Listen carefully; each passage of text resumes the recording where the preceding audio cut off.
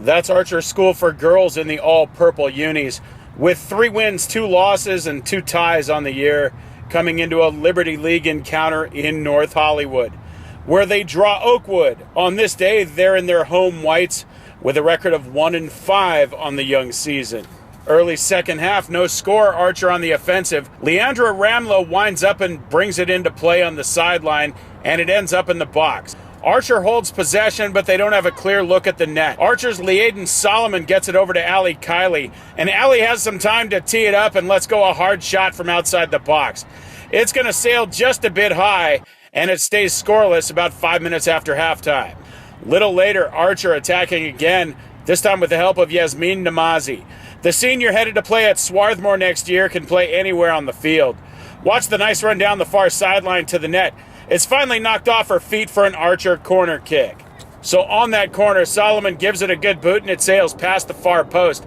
Caitlin Mosh gives chase but can't save it from the little white line. So the scoring chance flies by and it stays 0-0 10 minutes past the half. And here's what happens when you don't cash in your chances. The other team strikes. Oakwood with very few scoring opportunities until this. They send the long ball downfield, and Archer goalie Hillary O'Connor has too far to run to get there in time.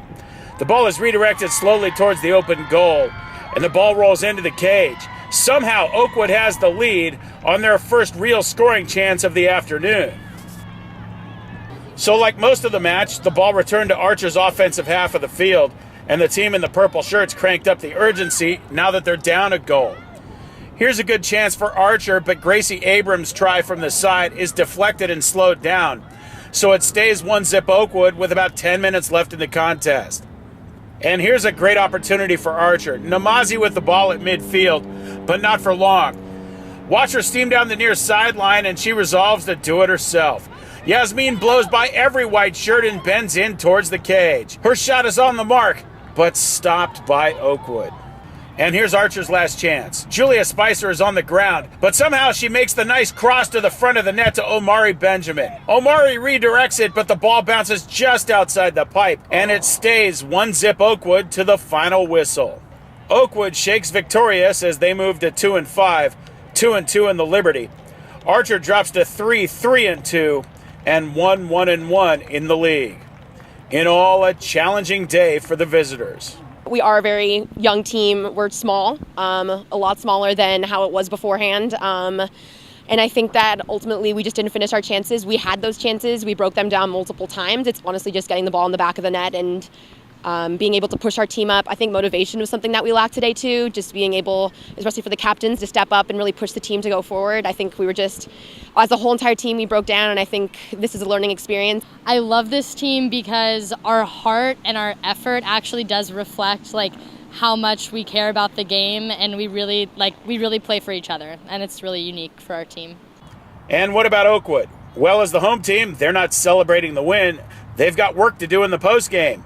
The girls split up and take down the netting in both goals. In North Hollywood, I'm Jake Downey reporting for MaxPreps.com. That's Archer School for girls in the purple getting ready for a second-round playoff match on the road in the OC at high-flying Garden Grove. We tried to show you sportsmanship first. Archer enters at 12-8-2 on the year. Garden Grove an imposing 20-0. First game, Archer in the near court, and with not much of an answer for Garden Grove's towering front line. The home team races out to an easy Game 1 win with the help of 3 unreturnable hammers from Lauga Gauta. The score, 25-14. Things change in Game 2. Archer works it around here to Christian Luno, and she rips the backline dart that catches the white stripe. Archer pushes to game point at 24-20.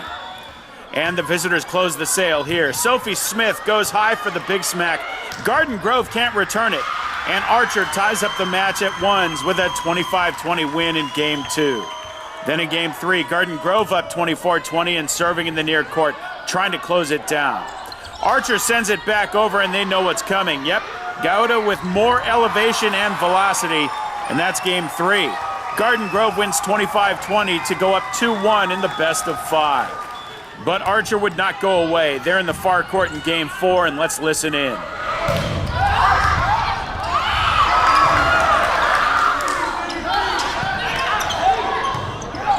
Finally, it's Lauren Brame at the net with the block on the smack by Gouda, and Game 4 is tied at lucky 8. Then 23-21 Archer, they're trying to get to game point. Let's take a listen once again.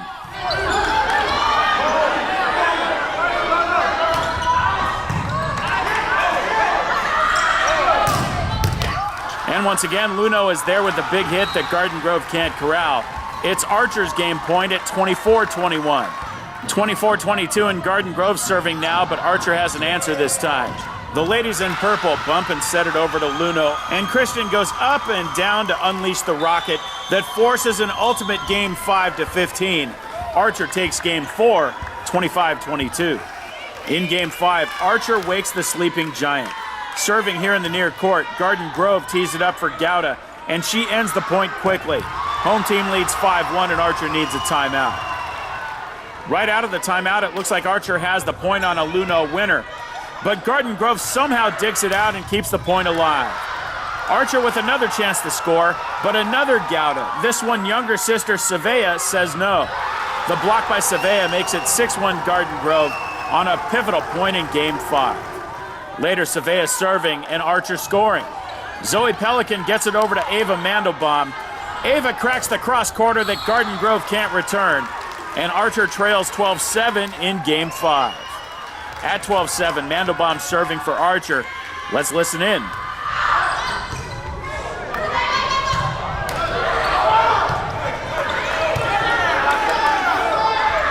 And Archer gets the point they need on the big smack by Clara Gasparetti. Garden Grove leads 12-8. 13-9 Garden Grove. They serve into play, and Archer trying to avoid match point. The visitors set it up for Luno for the big hit, and it looks like it goes a tad long. But the officials confer and finally decide the shot is in. So now it's 13-10 Garden Grove. 14-10 here, and the home team wants to end things. The serve comes into Archer, and they set it up for the hard return. They get it, but the officials call a net violation on Archer, and that's how the match ends. Garden Grove's perfect record stays intact with a 15-10 win in Game 5. Archer's solid season comes to an end with a gutty performance against a formidable club. We fought the hardest we could, and we really put it all out there. And I think in the end it didn't come out, of course, the way we wanted, but we left it out all on the court. So I think once we saw that we could do it in the second game, we just had more fight and we wanted it more. Now we know what our weaknesses, we know what we need to improve for the next game. Our next game is on Saturday, so we have a day and a half, I guess, to practice, and all we gotta say is my team is amazing. I love them. I wouldn't have done this without them.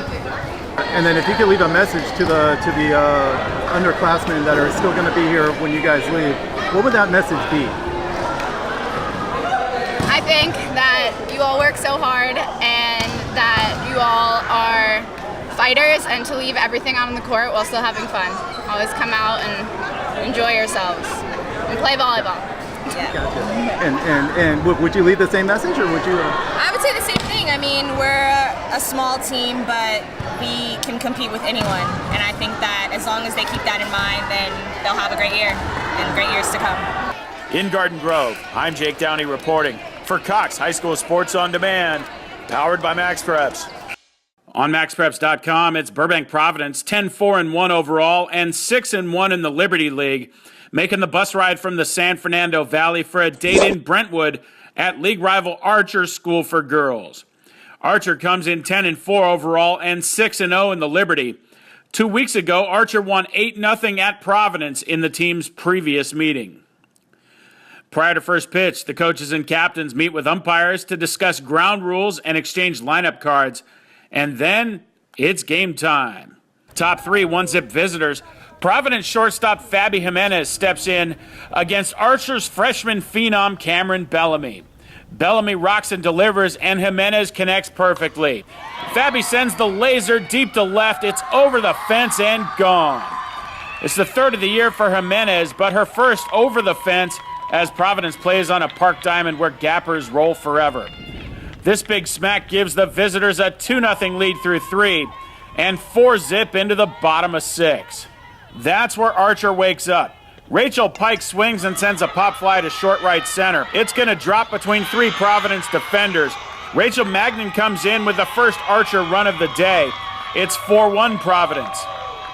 One hitter later, Archer with runners on second and third. Allie Kiley at the dish. Allie smacks one over short and into left center, and that's going to chase in Claire Christoph from third. Archer cuts the deficit in half. They trail 4-2, and they've got the tying runs on base. Later in the frame, Archer again with runners on second and third, and that's about the time Gracie Abrams comes up with a solid smack back up the middle. That's going to chase around a pair of Panthers to the dish. Rachel Pike and Allie Kiley come on down. All of a sudden, Archer rises from the dead, and we're all tied at lucky fours going to the seventh and final inning. Top of seven, Providence breaks the tie here. Dominique Dominguez, the slow roller to second. It's a bang-bang play at first, but it doesn't matter because it gets the run in. Allison Menendez carries it across, and the visitors lead 5-4, and later 6-4 going to the bottom of seven. Here's the final out. Archer with the tying runners on, but Providence pitcher Celeste Lee winds up and lets go a fastball that's strike three. And that's it. Providence almost gives it away, but rallies and guts out a tough win on the road at Archer to keep their league title hopes alive. How do you keep your nerves under control when the game's on the line? I just think about the team and think about how hard they're working, and I think that I need to pull my own weight as well. I think something that hurt us was our general morale this game. I think we didn't really come out with the intensity that we usually do, and we didn't have as focused a warm-up as we usually do, so I think that hurt us.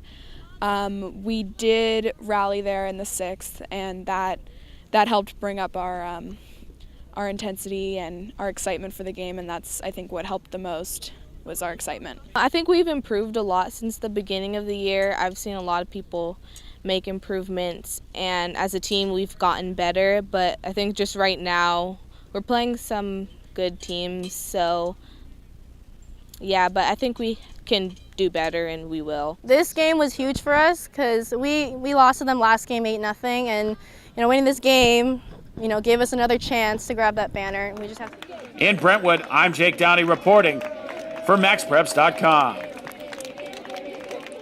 The Westside Outdoor Classic brings traditional high school sports to iconic Los Angeles locations like the famed courts at Venice Beach. This Westside Outdoor Classic is hosted by the Archer School for Girls of Brentwood and Pacifica Christian High School of Santa Monica. It's sponsored by Westside Rentals. To the action, it's New View Bridge Prep from Riverside County.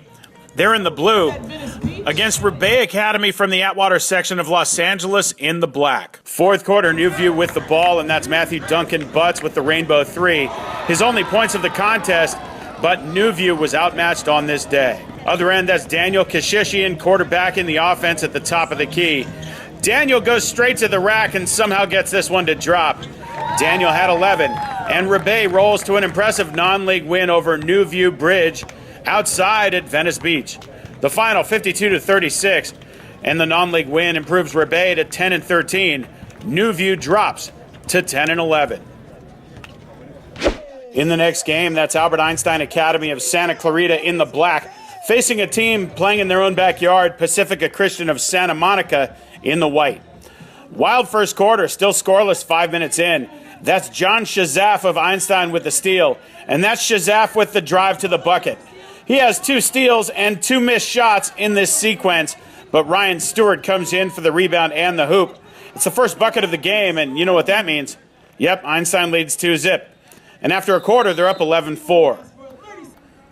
Second quarter, Pacifica hanging tough. Good ball movement here. Andrew Slate goes strong to the hole. He gets it to drop. It's his only bucket of the game, and it keeps Pacifica within 5.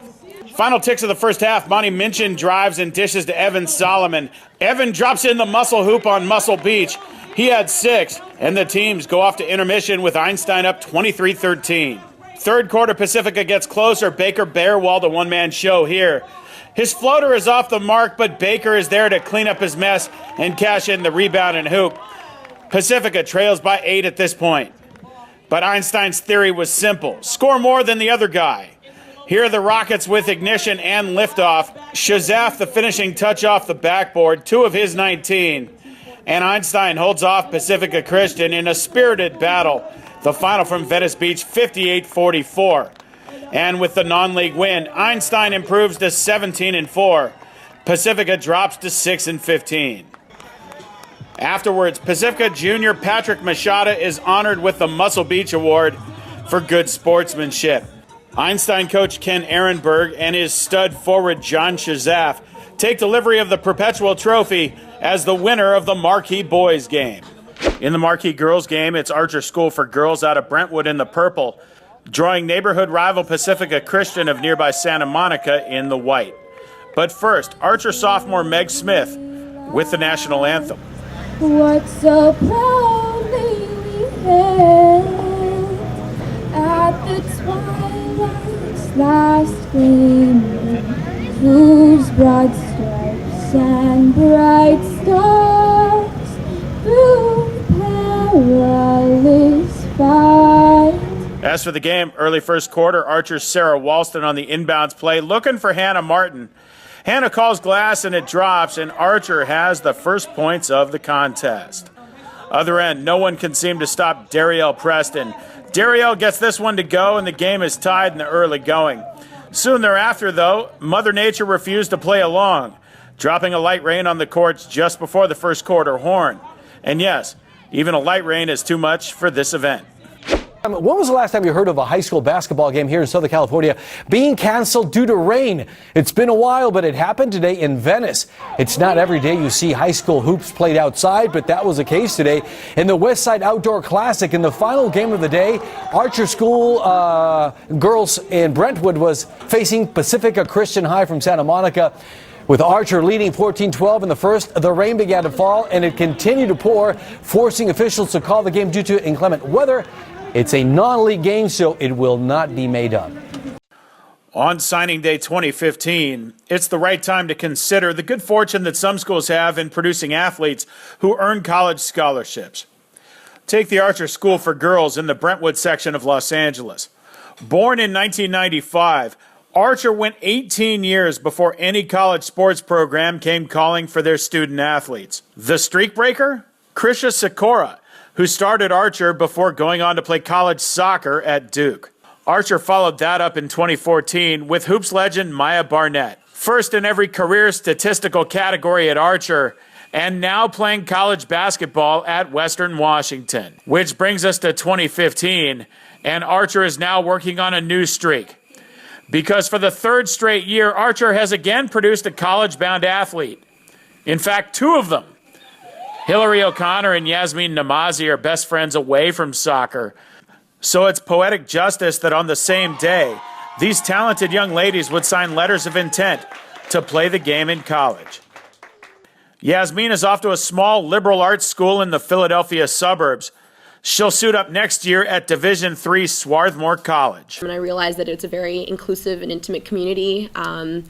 While athletics isn't one of the most important things, I still would be able to play soccer and enjoy it because it's one of my biggest passions and one thing that I love to do. And so doing that and academics simultaneously would just be perfect for me. Her teammate, Hillary O'Connor, is headed to the state of Washington, Bellingham to be exact, where Hillary will play soccer at Western Washington University, the same school as Maya Barnett. Hillary comes to the Pacific Northwest as an all-CIF goaltender, who in 2014 captained Archer to their first playoff semifinal in any sport in school history. It's kind of like a really good reflection of just how much work I've put into this over like the past 10 years. And there have been like a lot of people who have said no, and a lot of things that have happened that kind of discouraged me from continuing on. But the fact that I have this opportunity to keep my soccer career going is just the most amazing thing I could ask for. And these two young ladies are part of the 2015 Archer class that once again expects to post a perfect record of sending every graduate on to college. Well, everything we do here at Archer is about making sure our girls graduate with incredible confidence and competence in whatever field it is they're passionate about. It just comes back to the culture of this place, which is fundamentally collaborative and supportive. We're an honorable school. We have an honorable athletics program, and I think at the end of the day, that's what gets you ahead. It's been great to watch them develop as players and also as people, and also to come into their own and realize their strengths and realize that they can continue to pursue this passion of theirs, and they're able to, continue playing soccer. And you can't begin to appreciate a National Signing Day extravapalooza without families in attendance. In this case, 3 generations on hand for both girls. Yasmeen and Hillary showed up with parents and grandparents in tow, all of them beaming on this momentous day. Perry and Greg O'Connor have already figured out you can fly straight from LAX to Bellingham, a trip they'll be making quite often starting later this year. For Perry, it's the end of an era. What it means to me, it's an amazing time for Hillary, and to see someone have passion and be able to realize that is incredible. It means all those mornings up at 5:30 and heading out to Lancaster or Bakersfield with the Egg McMuffin on your lap. It was all worth it. She's just a very confident girl. It's nice to see her put the drive and effort into what she wants to achieve, and she's just, if she sees a goal that she wants to get, she works really hard at it. She just grinds away and gets there, and it's really nice to see that, because she's got, I think that's going to help her in her entire life, that perseverance and stick-to-itiveness. And it's, as a parent, as a father, it's an admirable quality. And just like the O'Connors, the Namazies have mastered the ins and outs of future flights from LAX to Philadelphia. It's a very big day for our family. As you can imagine, it's a culmination of years of hard work, mostly on Yasmeen's part, but also our part. Countless hours of headbutting for schoolwork and soccer driving on weekends to tournaments. But it's exciting to see that she accomplished what she set out for, and hopefully she'll have as much success in the future. For me, looking at my daughter, now 17 years old, when I remember her in 6th grade first walking into the school, being little, insecure, not knowing what her future was going to hold, that she was able to achieve that perfect balance of academics, sports, and achieve well at both of them. This is her gift to herself, and yes, a gift to both of us as her parents. We love her, and we're so proud that she has made these achievements at such a young age. But never too young to appreciate the timeless appeal of Viking horns. In Brentwood, I'm Jake Downey reporting for MaxPreps.com.